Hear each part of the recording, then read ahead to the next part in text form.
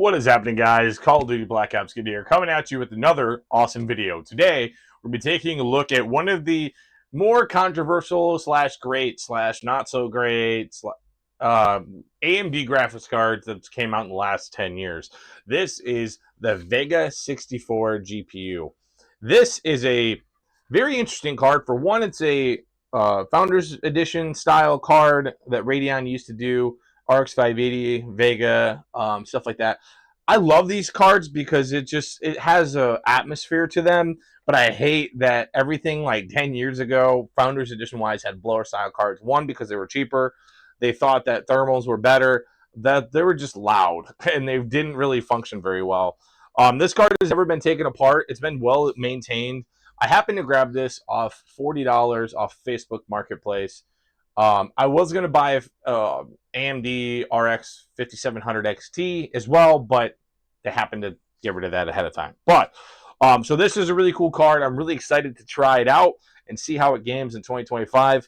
We'll also be doing some overclocking as well on games. We're going to be testing the 1080p, maybe 1440 P cards. Again, 8 gigs is not really for 1440p, but so we're going to test this out in a bunch of games and see how they perform in 2025. Graphics. MSAA is turned off.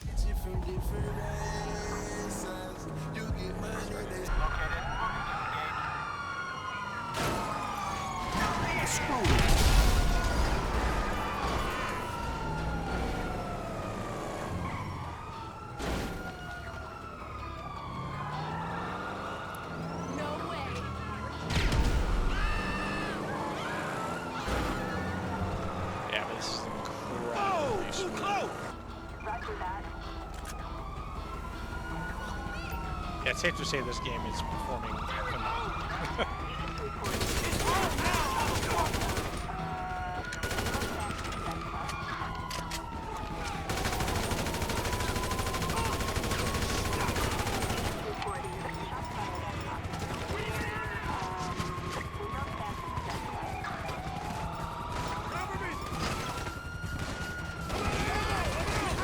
Which is always fun with these cards, you know, we can always up the overclock a little bit more with a different performance table.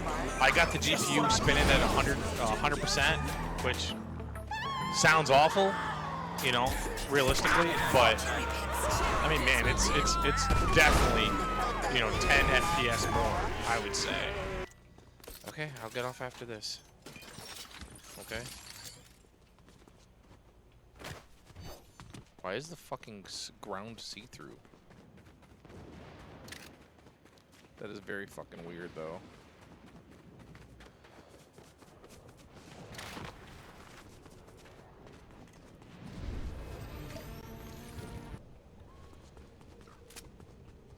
Okay. 1080p, high settings. Let's see. Like everything else loads in. Like, why is? Oh, that's just. That's right.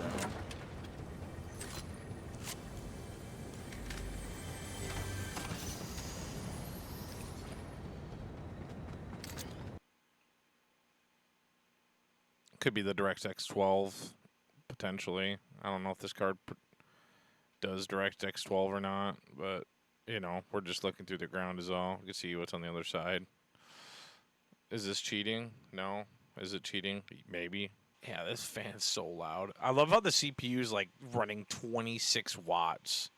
That's actually insane. The Ryzen 5 5500 is such a low-powered, like, absolute beast CPU. It's not going to give you like insane performance at 1080p. Like, you're going to be bottlenecked depending on the GPU you use. Especially anything like more recent, like anything 4080 and up, 4070 even maybe. But like if you're running a low end, you know, system with 1080p, you know, 1080 Ti or, like the Titan X that we just had not too long ago, and compare this and run some games, man, you're gonna have a fucking absolute phenomenal time. All right. CSGO 1440p high settings.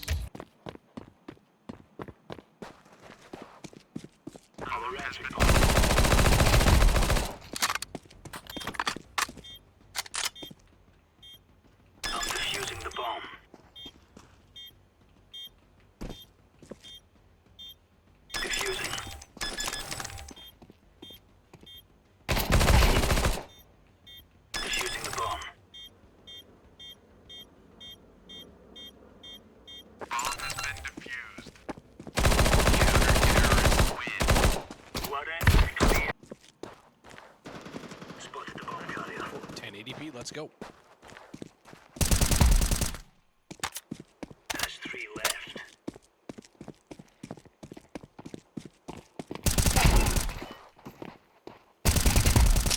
Only the 1 left.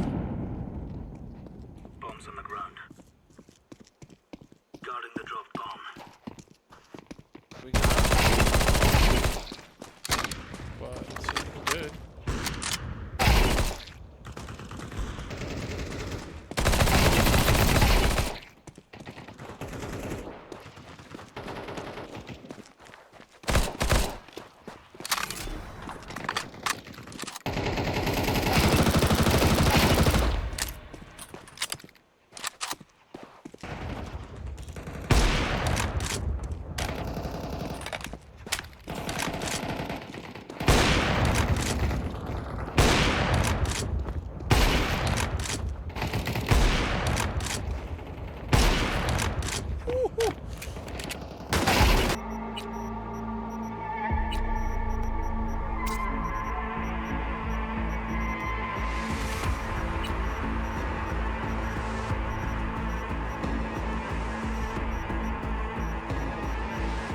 Go to 3 and then do auto.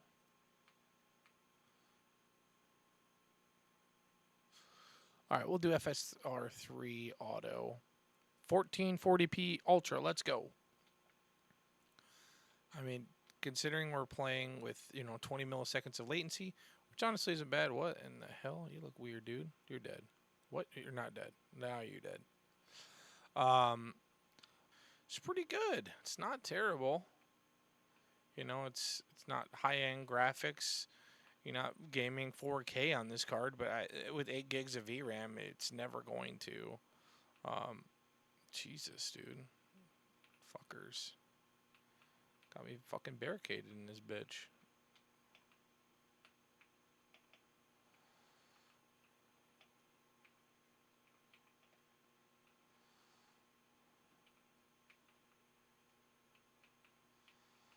Let's get the hell out of here.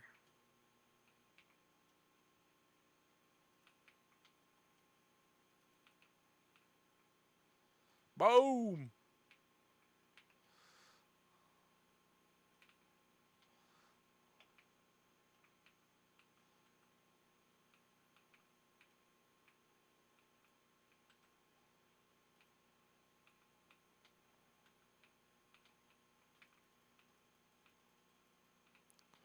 Bitch.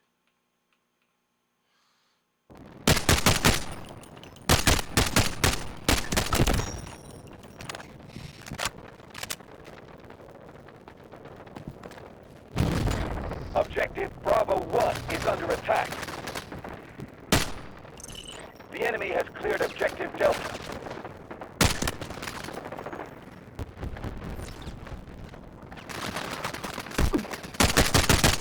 The enemy has taken Sector Charlie.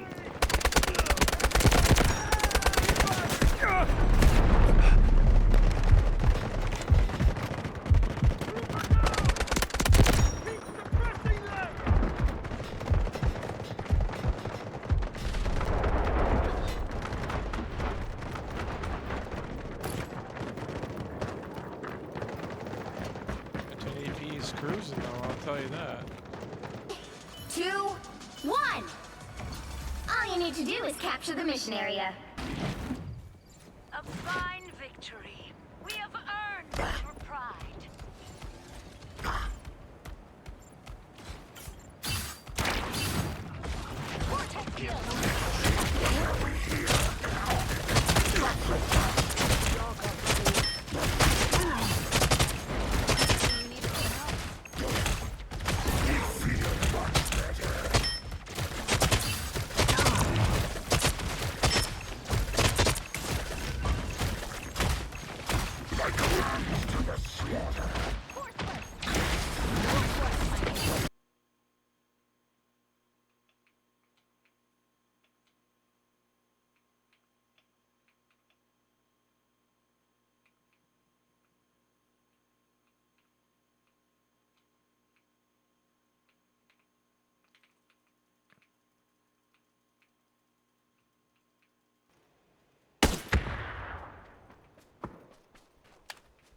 shit.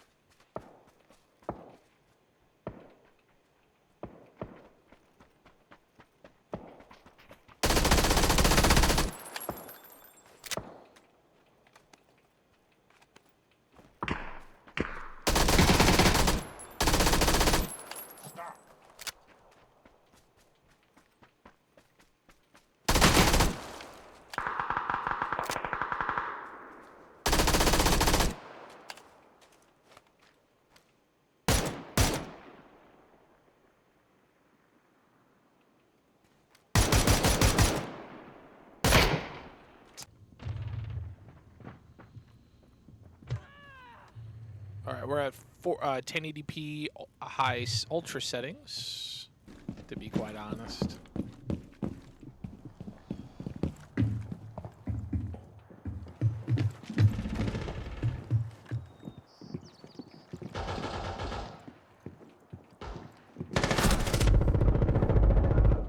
Oh, oh. I don't know how I didn't die to that.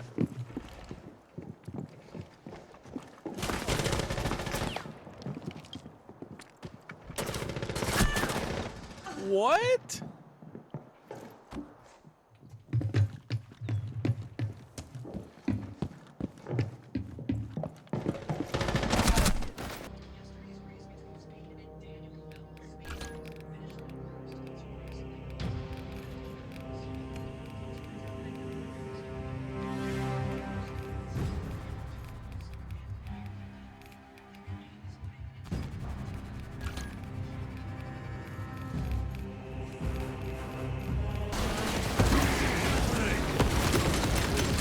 It is technically gaming. It's just not something I would recommend. Because it's dipping below 30 FPS. I mean, if we were to go high, we'd probably be fine. I didn't want to get hit by that.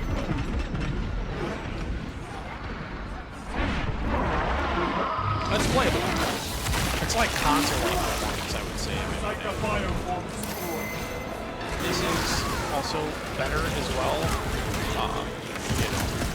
You know, we throw some DLSS, or not DLSS, FSR on here. Not that I like using FSR or anything, but it would be even more playable.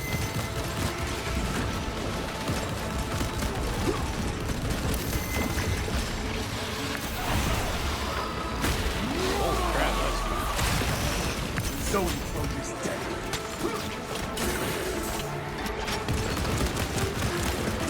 To be quite honest, this card is actually pretty good. I'm actually very surprised that it can handle most games at 1440 and even 1080p. The only game that I really seen struggle in today's benchmarks is really Warhammer 40k Space Marine 2. And it's because it was running out of VRAM. And even then, it was still getting 30 FPS. So, I mean, it's not terrible, but not great at the same time. Now, if you could manage, if you wanted to start PC gaming and could get this for about $50, I would say it's not a bad idea. Now, where this card is going to be taking me is probably going to the eBay market and seeing how much I can sell for this. They're going for about $100 on eBay, which is roughly around the 1070, which is rightfully where this card sticks at 1080p and 1440p gaming. Though it's a lot more capable, in my personal opinion, with driver updates and support still being somewhat applied to this graphics card. It's still being applied to Radeon software. But I would rather keep it about 25.1 would be the best sweet spot for this card. I'm trying to do that, especially with the tech videos that have taken a kind of a pretty deep dive into the view stagment, which is honestly, I'm making these because I'm curious on gaming hardware, and I like to see kind of the older stuff versus the newer stuff. We'll have some newer component benchmarks here shortly, as well as like taking a look at specific games on different graphics cards, because having to benchmark all these games with all these cards that I have is too much of a pain in the ass, in my personal opinion. But thank you guys so much for watching, and I'll see you guys in the next one. Peace out.